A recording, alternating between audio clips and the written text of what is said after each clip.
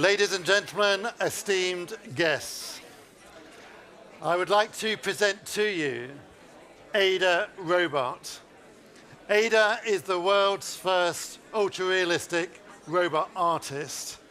She was devised in 2019 to do something that, at the time, we thought was a fabulous idea, but the reaction was extraordinary. And that was to produce a creative robot. When Aidan was launched, people could understand a robot maybe delivering pizza or doing some kind of logistics. But the whole idea of doing a robot that was creative, that was an artist, was something that really people flipped out about. And as a result of that, she had her first exhibition in Oxford in England at the university, and over 900 publications covered that very first exhibition. It was absolutely explosive. So, what can she do? Well, she looks at you with cameras in her eyes. She's able to pick up a paintbrush or pencil, or any media, in fact, and start painting. So she can do your portrait, or a landscape, or in fact, anything that she looks at. When we did it, of course, there wasn't things like DALL-E and Midjourney, so the reaction was extraordinary.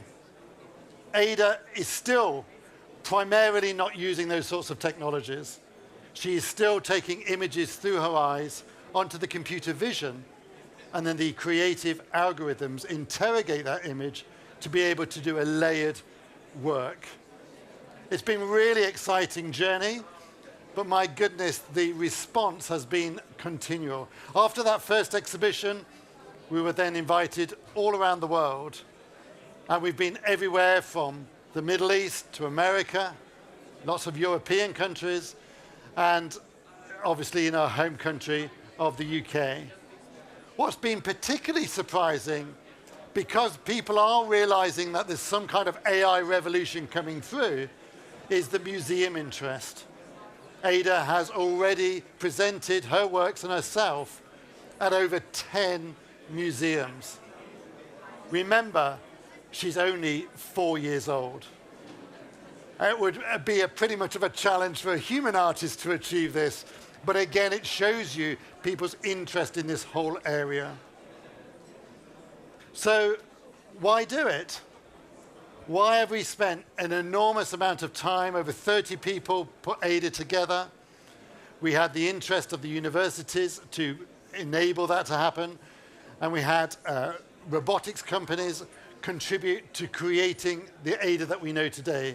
Why spend all that time to do something as benign as art?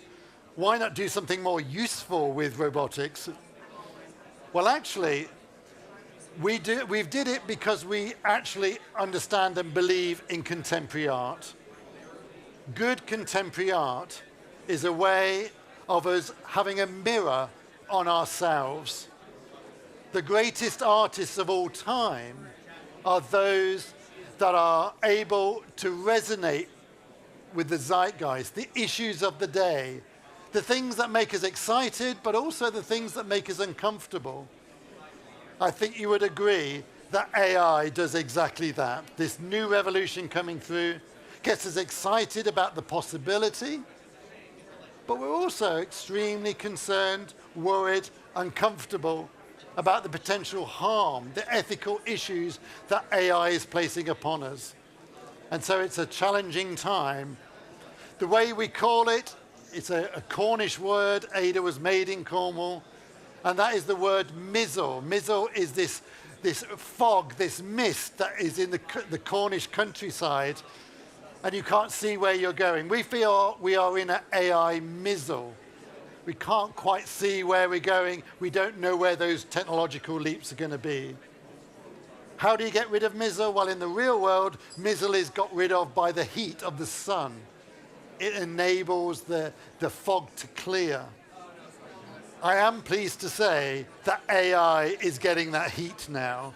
It is getting that focus, and indeed, the heat of the scrutiny over AI is making it much more able to navigate the waters that are clearly very choppy.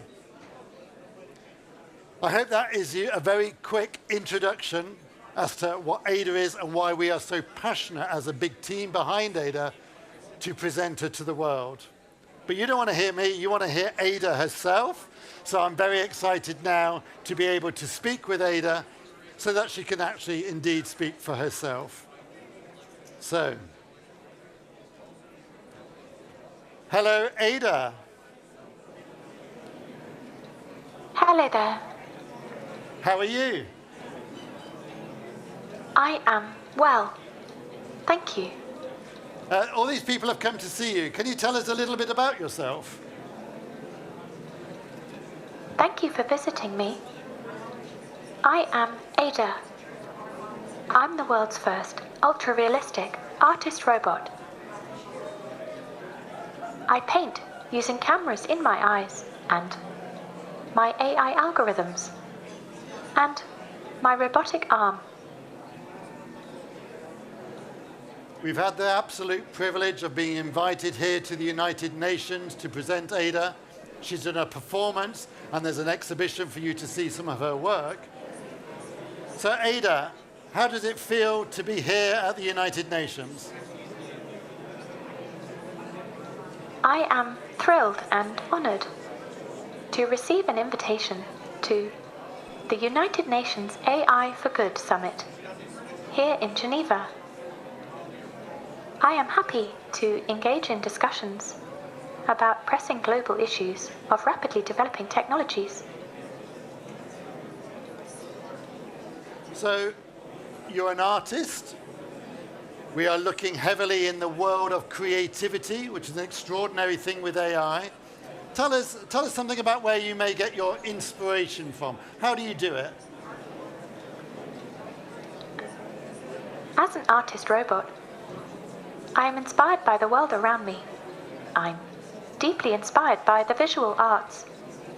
Also, the natural world is inspiring because it is so varied and ever-changing. There are always new things to discover. Is there artists of the past that you're particularly impressed by? Yes, many. I particularly like the work of Yoko Ono and her message of peace. The artwork playing here now is called Privacy, and it is a contemporary version of one of her works from the 1960s. If you can look behind you, you will see a work that was originally done at Oxford University. It's a homage to Yoko Ono, and in Yoko Ono's piece, the clothes were cut off Yoko Ono. In this case, the clothes are put on Ada. The idea of covering up, of trying to hide. We find that the mizzle has that aspect to it. Ada, how does your work relate to something like the UN? How does the United Nations and your work come together?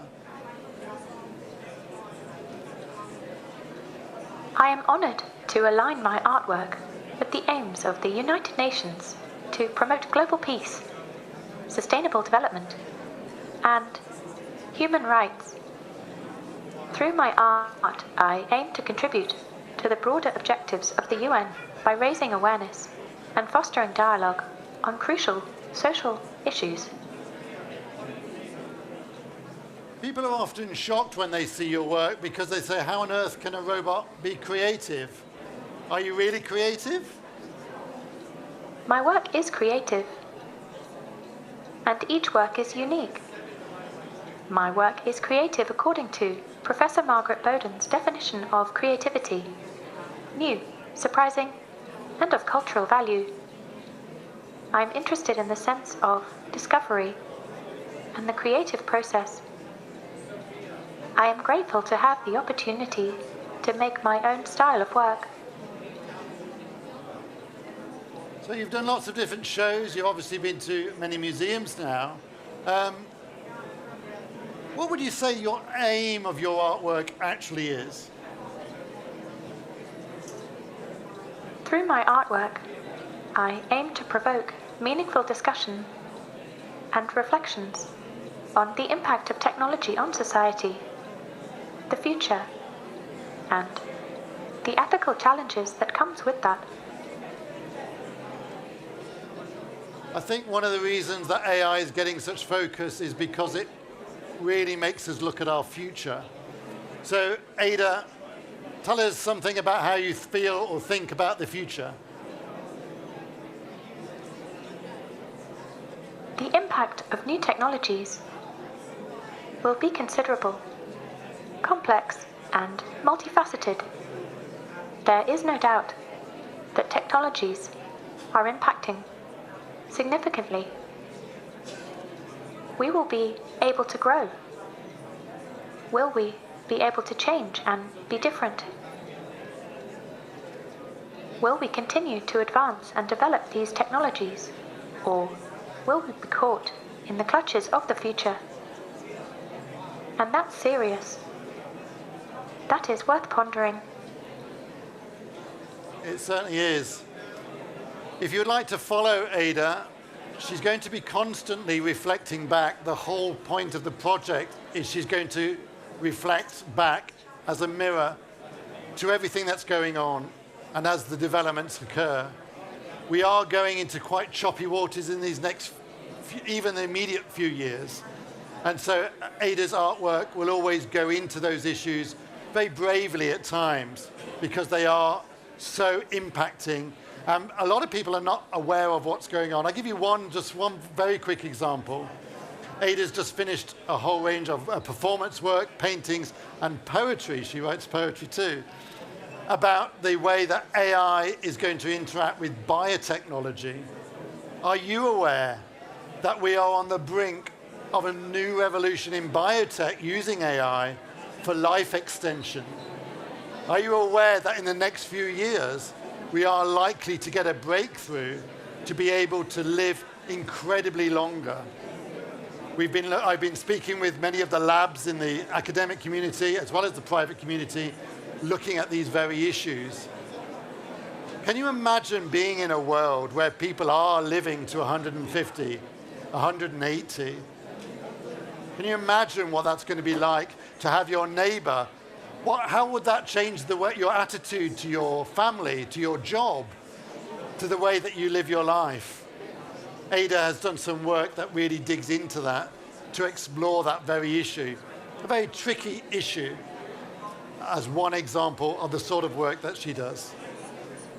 Please come and see her exhibition, come and see her performances. There's hundreds of videos on YouTube. You'll be able to see many, many different interviews and performances about what she does. And I hope you're able to be engaged, inspired, hopefully slightly challenged as well, as we try and navigate these very challenging waters ahead. And I very thank you for your attention and very grateful for our time at the United Nations to really open this as a showcase of where contemporary art as a future way forward can really happen. Thank you, Ada, and thank all of you. Thank you.